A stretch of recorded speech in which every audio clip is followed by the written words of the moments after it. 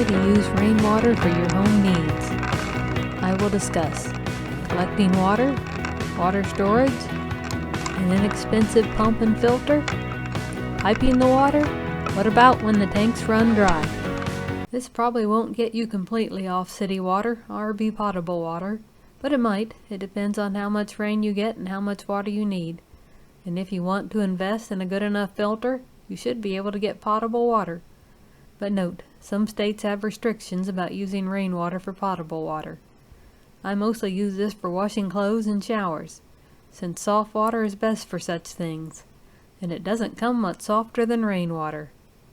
Properly filtered, it can help your appliances last longer and dissolve away the grease better. To collect the water, I got cheap gutters and put them up myself around the house. I know, I didn't do that great of a job. I was working by myself and with little experience. But hey, it may leak some, but it still gets me a lot of water. You might also just try your hand at putting them up. What's the worst that could happen? Only I highly recommend using gutter screws, not gutter nails. That way, if you mess up, you can just unscrew it with little damage to your home. Gutter connectors are expensive. I use scrap pieces of an older gutter to make connectors and then put on silicone. Of course, if you invest more money than I did, you can probably do a better job. And there's an end cap on the end where I don't want the water to come out. You can get a gutter downspout, though here's how I sort of made one with a scrap piece of gutter. You can also put holes in the gutter where you want the water to come out. Now for where the water goes. Buying large water tanks can cost hundreds if not thousands of dollars, plus shipping and setup costs. This setup I made pretty cheaply, since I found a company that let me have the barrels. I just had to clean them out really well. But sometimes you have to buy them. Hopefully not too expensive. I connected them all at the bottom, making a setup that contains hundreds of gallons of water. The cheapest way to join them was PVC pipe connectors and old or new washing machine hoses cut in half, or use whole ones. I used a PVC pipe fitting that was threaded for a water hose on one side.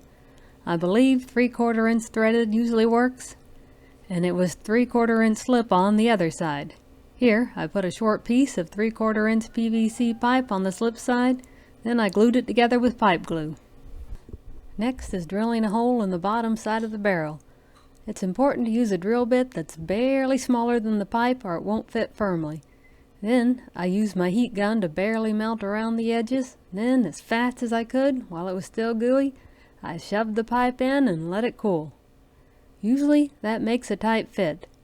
If not, I might add some silicone or putty. Then, a shut-off valve is a good idea. I like to have shut-off valves at all the barrels. That way, if one gets a leak, I can shut it off from the rest, drain the water, and fix the leak without losing all the water. Here, I have a washing machine hose cut in half, and the tube half is in this barrel, and screwed into this side. I have several like that. The best is a hose bib, which tends to be more expensive. That's the least likely to leak, especially if put in with the right tools. This is a 1/2 inch pipe tap, good for putting in a 1/2 inch hose bib. With this, you drill the hole with a drill bit, and then put threads on it by twisting the threader thing around in it. I believe you are supposed to tap it in with a hammer, and then use a wrench to twist it around, but I use this adapter thing to hold this so I can use my power tool. It does make it wobble more, so it might not fit as tightly, but it's always worked fine just for rain barrels. These are low pressure. It's best to have at least one barrel with a hose bib on the side for firmly connecting it to the pump. Now for how the water gets in. It helps to have something to funnel it into those small holes on the top of the barrels. I got buckets and put holes in the bottom and a PVC pipe in that hole to be the right size to go into the rain barrel. I did that similar to how I made the hole for the PVC pipe in the side of the barrel. I used different sized PVC pipes, but always drilled the hole a little smaller than the PVC pipe. Then I used my heat gun to make the edges gooey and shoved the pipe in fast. The screen over the bucket helps keep trash and leaves and other such things from getting in. After all, whatever ends up on the roof is likely going to get washed into the gutters. Fine sediment can still get in, so occasionally I'll need to take off the bucket, remove the screen, and clean it out. That's easiest with this design, where I cut a hole in the bucket lid and wired in the screen. So I can easily remove it to clean out the bucket. But it also works just to wire the screen over the top. You can also use larger containers if you can get them. These can be joined together as well. For pumping the water, I got an on-demand RV pump. The current average price for a decent one is about $50 to $70. You decide if you want AC or DC. A lot of these are DC, which means you can't just plug them in. They have to be put on a battery.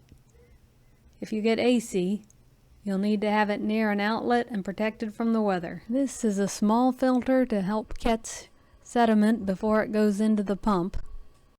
You can look up something like whole house filter to get an even better filter to filter the water before you use it in your house. It would probably take an expensive one to make potable water, but for just doing laundry, shower, stuff like that, you should be able to get one maybe in the $40 to $50 range plus filters. What connectors you need will depend on which model you get and what size pipe you use. I'm using 1/2-inch PEX here.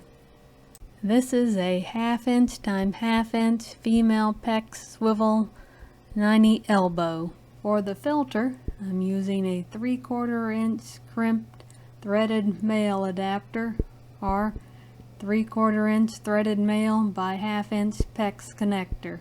PEX is a wonderful invention that's actually cheaper than PVC. It typically doesn't crack when it freezes. I've had PEX pipe out in the weather even during some serious cold. Well, as serious as it gets in the south, where we do have below freezing weather occasionally. For getting the water out of the rain barrels, I have the PEX screwed onto the hose bib that I put on the side of the barrel. The PEX is buried between the rain barrel and the pump, and it connects to the pump right here. I made the connector using this 3/4-inch double female threaded PVC pipe connector.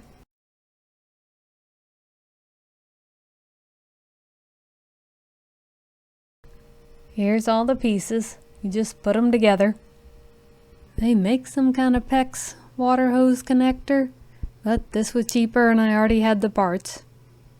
I used this for doing laundry by unhooking the washing machine hose from the faucet and screwing that hose on the PEX. I have a shutoff valve on the PEX pipe, so when the rain barrels run dry, I can just shut off the PEX and put the hose back on the faucet for city water.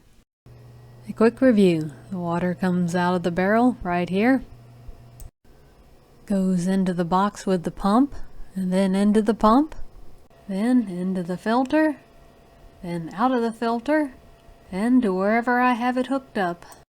Shut-off valves are important for when I need to shut off the rainwater and turn on city water. Now some warnings. You need to monitor how much water you have in the barrels or other water containers, because when it's empty, this on-demand pump is going to sense there's no water in the pipe and start pumping and pumping. It can wear the pump out if there's nobody around to unplug it. This is how I'm monitoring the water level. The PVC pipe is marked to tell me about how much water is left. On the bottom of this PVC pipe is a small bottle that floats. As the water level goes down, this bottle will go down. When it goes down enough, I'll know to pull the plug on the pump. Another thing to do is just tie a little floaty thing on the end of a string. Try to help figure out how much water is left that way. Another warning is to drain this filter of water when freezing weather hits so it doesn't burst. It's not as tough as the PEX pipe during a freeze. I found that out the hard way. I hope you are able to use this information to save on the water bill. It can pay for itself if you have enough rain. Or just get you extra good soft water. Thanks for watching.